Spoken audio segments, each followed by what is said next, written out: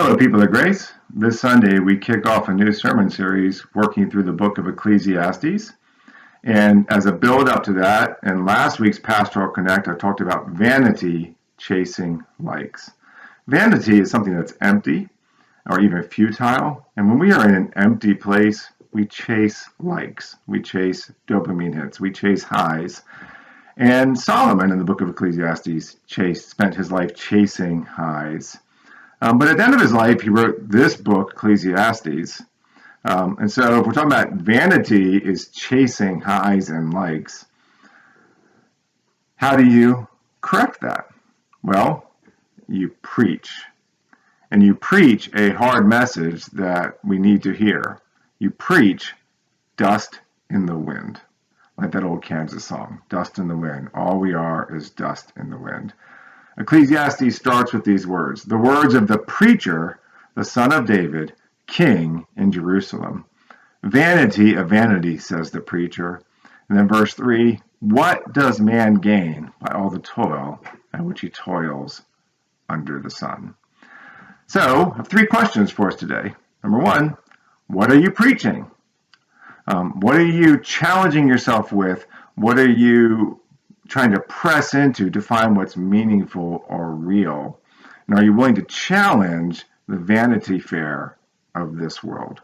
But it's not just preaching. A lot of people preach and then fall away and just on their own and just kind of like, critiquing everything, because this idea of a preacher is someone who is in an assembly. And through a historical chain, that idea of assembly is really where we get our modern idea of church. So question number one, what are you preaching? Question number two, are you in an assembly?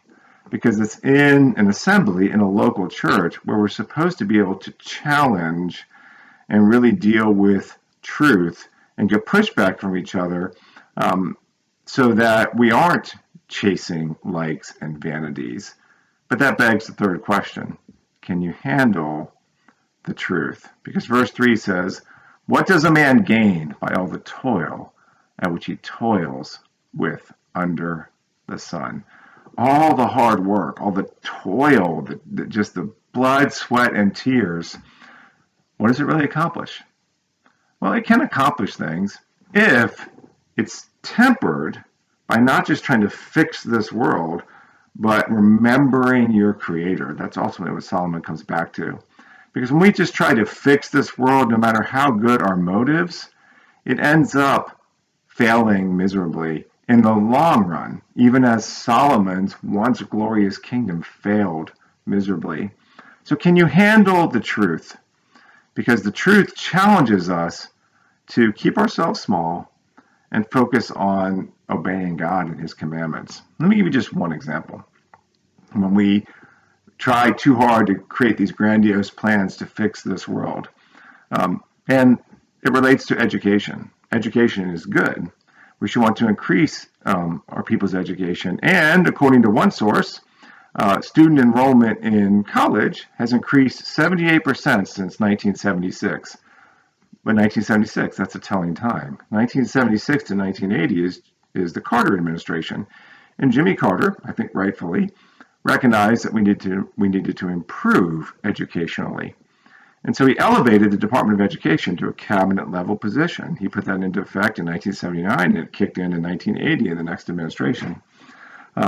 He identified a need and tried to top-down fix it on this grand scale.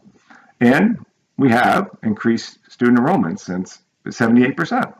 However, in the last 20 years especially, our cost of that education has gone up 180%, and the number of college administrators has gone up 616%. So we get this very expensive, bloated bureaucracy that puts burdens on people, and that's reaching a breaking point. We're having all these political fights about it. I'm not interested in the politics. I'm interested in the fact that whatever we do as humans reflects things inside of us.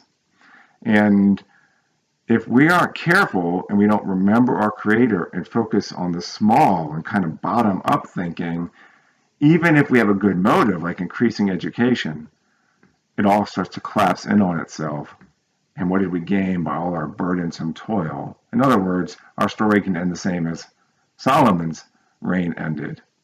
It collapsed on itself. That may seem discouraging, but Solomon says, can you handle the truth so you get past all of this grandiose thinking and just focus on your God, obeying the commandments, working with the people that are right in front of you, and building a better world from the bottom up, one soul, one child, one person at a time.